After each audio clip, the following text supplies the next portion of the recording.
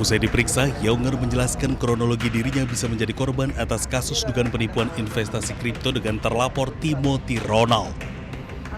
Younger yang didampingi kuasa hukumnya mengaku tergiur ajakan untuk investasi dengan imbalan mendapatkan keuntungan mencapai miliaran rupiah.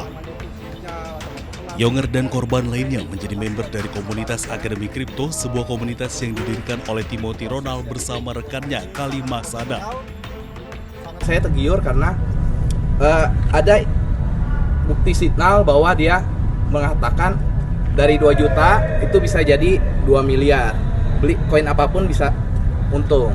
Dan saya kenanya tuh di koin mata ini. Dan ada indikasi dia kasih PDF itu menjanjikan profit 300 sampai 500%. YouTuber sekaligus influencer keuangan Timothy Ronald bersama rekannya Kalimah Sada dilaporkan karena diduga mengajak anggota komunitas untuk berinvestasi pada sejumlah aset kripto dengan modus tertentu. Sekitar 3.500 orang diduga mengalami kerugian dengan estimasi nilai mencapai lebih dari 200 miliar rupiah. Hingga kini, pihak Timothy Ronald belum ada klarifikasi perihal laporan dengan kasus penipuan investasi kripto yang ditujukan kepada dirinya. Tim Liputan iNews melaporkan.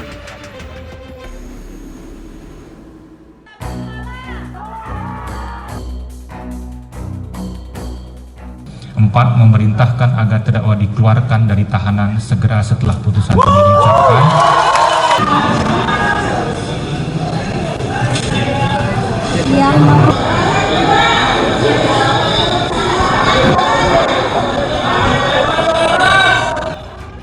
Mantan pegawai ASEAN Interparliamentary Assembly Laras Faizati Hairunisa divonis 6 bulan penjara. Laras dinyatakan terbukti menghasut publik lewat media sosial dalam rangkaian aksi demo ricuh pada akhir Agustus 2025 lalu. Namun hakim memutuskan pidana tersebut tidak perlu dijalani. Hakim memerintahkan agar Laras dibebaskan dari tahanan setelah putusan dibacakan. Namun Laras dijatuhi pidana pengawasan selama 1 tahun untuk tidak kembali melakukan tindak pidana. Semoga hari ini adalah menjadi titik awal kita bisa membuat Indonesia menjadi lebih baik lagi, lebih aman, sentosa, sejahtera. Dan ini titik awal kita bisa membangun kembali demokrasi di negara ini. Dan semoga hari ini adalah titik awal di mana Indonesia bisa membangun ruang yang lebih besar untuk menampung suara wanita dan pemuda. Vonis ini dibacakan Ketua Majelis Hakim Pengadilan Negeri Jakarta Selatan Iketut Darpawan dalam sidang putusan yang digelar pada Kamis siang. Hakim menilai Laras terbukti secara sah dan meyakinkan melakukan tindak pidana berupa menyiarkan tulisan di muka umum yang menghasut untuk melakukan tindak pidana sebagaimana diatur dalam pasal 161 ayat 1 KUHP. Sebelumnya, Laras Faizati ditetapkan menjadi tersangka buntut hasutan membakar gedung Mabes Polri Jakarta saat aksi unjuk rasa akhir Agustus 2025. Dari Jakarta, Den Helmi Sajangbati iNews melaporkan.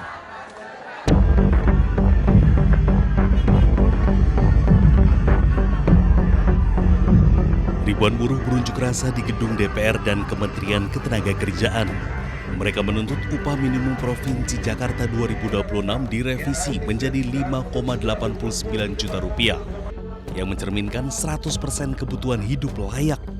Para buruh menganggap UMP Provinsi Jakarta tak cukup untuk memenuhi kebutuhan hidup di Jakarta, apalagi bagi mereka yang telah berumah tangga dan memiliki tanggungan. Rupiah per bulan. Jadi Jakarta itu kota yang mahal. Gubernur Pramono Anung harus paham itu. Bahwa orang yang bekerja di Jakarta dengan pendapatan 5,73 juta itu nombok. Kalau mengacu kepada KHL saja, nomboknya 160.000. Kita semua, kamu semua, siapapun yang kerja di Jakarta, hidup untuk nombok. Bahkan kan memalukan. Harusnya gubernur kan lihat dong. Lihat upah di sekitar Bekasi. Tuntutan juga ditujukan kepada DPR untuk segera mengesahkan RUU Ketenagakerjaan dan menolak usulan pilkada lewat DPRD. Dari Jakarta, Naura Syafika, Eri Nugraha, iNews melaporkan.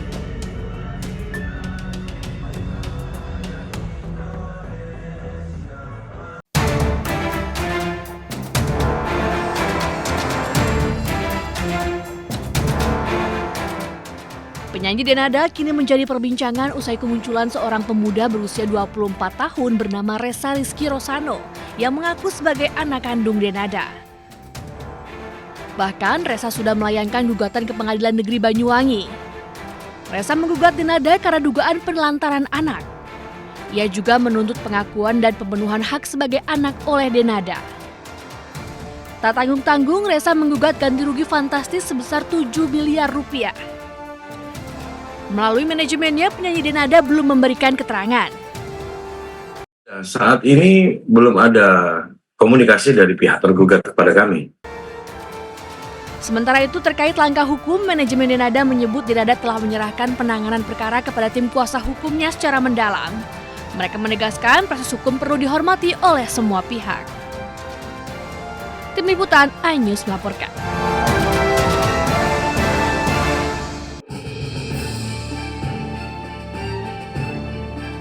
Menteri Keuangan Republik Indonesia Purbayayudi Sadewa akan melakukan evaluasi menyeluruh terhadap pegawai Direktorat Jenderal Pajak dan membuka peluang rotasi hingga merumahkan oknum pegawai yang melakukan penyelewengan. Menurut Purbaya, sanksi yang diberikan akan mempertimbangkan tingkat pelanggaran yang dilakukan pegawai. Nanti kita akan evaluasi seperti apa. Yang jelas nanti mungkin pegawai pajak akan dipajak ulang, diputar-putar lah. Yang kelihatan terlibat, jangan kita taruh tempat terpencil atau dirumahkan aja. Nanti kita lihat. Sebelumnya pada hari Selasa, tim penyidik Komisi Pemberantasan Korupsi menggeledah kantor pusat Direktorat Jenderal Pajak Kementerian Keuangan di Jakarta Selatan. Hal ini dilakukan guna mencari bukti tambahan dalam penyidikan kasus dugaan suap pengurangan nilai pajak yang menjerat pejabat pajak dan pihak swasta. Dari Jakarta, Tim Liputan iNews melaporkan.